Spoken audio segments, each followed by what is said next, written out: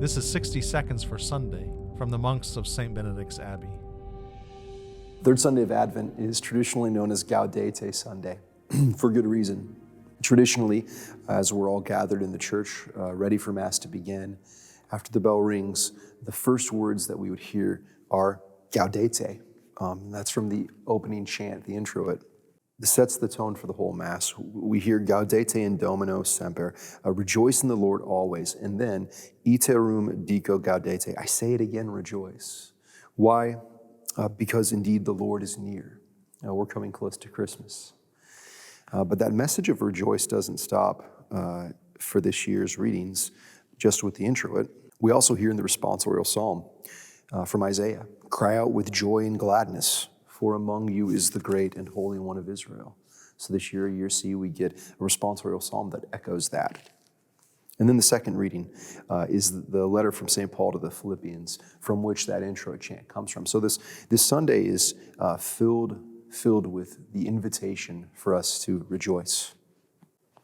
That's a really helpful starting point for us to look at the gospel.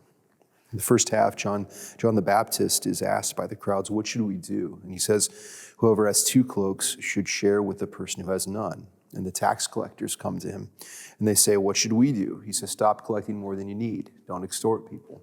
But why do we take on these good actions? Why put ourselves to this effort of living in a good manner?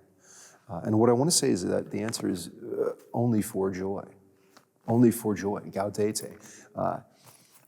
That's the only proper motive for us to take on the good practices that we do in Christian piety. Otherwise, we'll find ourselves betrayed, disappointed.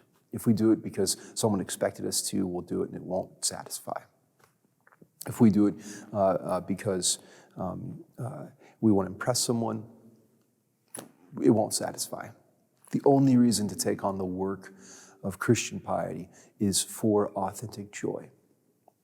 Now, in St. Benedict's rule, he offers to the monks who are reading it this wonderful aspiration at the beginning to help carry us through the hard stuff. He talks about the end of the road.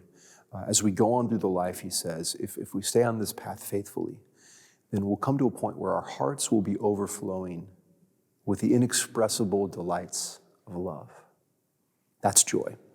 Hearts overflowing with the inexpressible delights of love, a fullness that overwhelms us with delight and connection of love. That's the reason that we're Christians, because God has offered this to us, and we want that. We see it and we want it. And that's the most pure and true desire that we can have.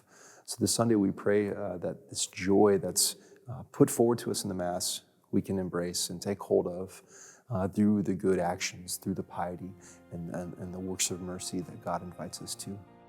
For more from St. Benedict's Abbey in Atchison, Kansas, see our website, kansasmonks.org.